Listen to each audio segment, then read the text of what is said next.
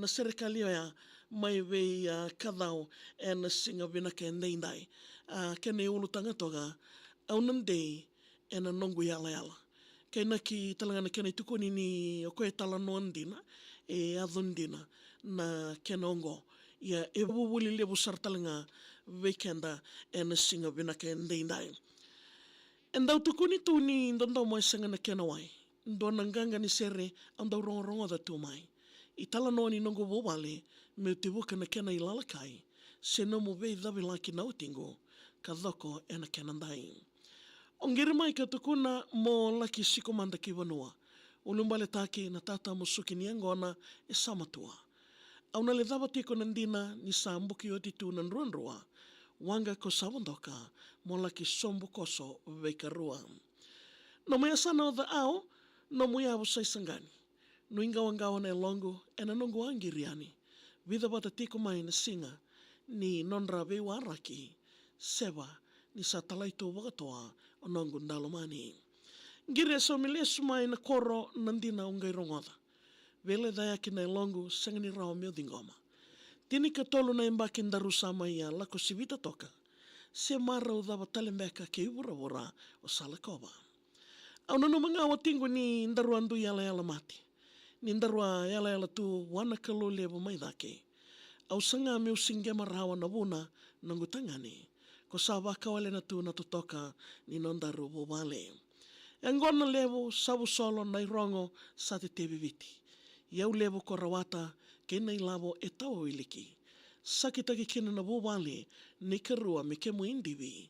E dhawa ni urongoda sa laki woli e ndua na tolili. Sandina ni lavo e waka ni wuni dha e randau kaya. Nei wala tamu talenga e samai waka madala taka. Lomango meu songoti au leivi mai e nei wala mata. Na moi waka raun dokandoka e ndre meu sarawa. Isa na wawale ongo a moi waka isa takalo. Veimbongi ni undau mode meu masuta na karisto. Isa turanga sa waka dhawa tumbeka na tosongo. Dhawa mbeka no muni lewa meu na muria malua no. Wasa mai vera na wekangu e rui tono mata. Era na wudha meu sa toso meu tikina nungura rawa. So e tukuna ni ndonu meu na sauma na nona dala. Nreve ke deongori ni sa wau ditu e na nongu yala yala. Rona emba ke wakata dhau wasoto woli tukina. Tomani tik ngā waka malua nai tawi wakatina. Ni udhaka wale tunga e na wale ni palastika. Rau te kei robinaka ke na luwendaro e makilima. Wakatataro e rui mosi na luwendaro e nduambao. Ngauna dhapambeka lewa tingo mona mai reidi kei rau. Soni tarongori e vesinga saru inrenrendi na veiao. Ni nomuloloma ko ki leitanikina endai sa maumau. Dhangile da sa liwa no mo vendomoni e sa talaraka. Ngiri e dingoma na luwengu e sa tangidi koe mai o tamana. Tavere na sala i rakoli no na lua mele subamanda. Na numa na i wasa kwa ni malolo me kua sara. Reke na luwendaru ni sarongo da tali nando momo. Na bebo sake wakadir loloma ni oti e ambaki tolu. Na iau e sakania na sarsara mata ni dewa sanromo. Mata ni katumbanga ni rau no muveti nani e sangai wowotu. Wakatutu sa ko mai dhavuta au sa dingo makere. Au sana wasoti i ko watingo e na buku i ko e sa dedere. Ndaru na viva ka sabasabata ke ndai me ko nei na bere. No mo kabuni ke dhimbuta mai. E ndai ngā na singa ni dolangele.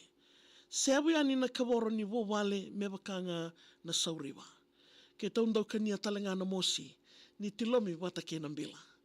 Ngori na kei tau kakana e naila o na le suwa na kena kamida. Ai tatau ni kadau nonda yala ngā menandei kena. Sanjena. Ya vike menina ndau wate tiko mai na singa vina kena indai koe ngona. Ndau wate tiko mai na salnika kambura kena VTFM. Na nomu serikali na maki. Tingo mi rau tiko na mataka vina kani koa. Ulana nomu serikali.